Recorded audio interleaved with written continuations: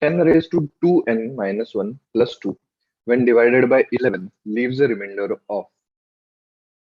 Now, if we substitute n equal to 1, we will have 10 raised to 2 into 1, that is 2 minus 1 plus 2.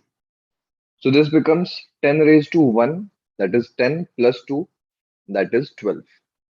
Now, when 12 is divided by 11, we get the remainder of 1. Now, we'll try it with another value of n. If we put n equal to 2, then we will have 10 raised to 2 into 2 minus 1 plus 2. So this becomes 10 raised to 3, that is 1000 plus 2, that is 1002 divided by 11.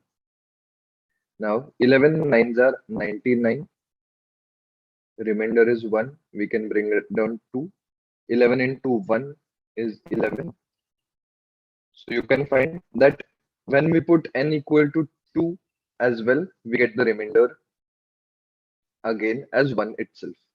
So therefore we can mark the answer as option A, 1.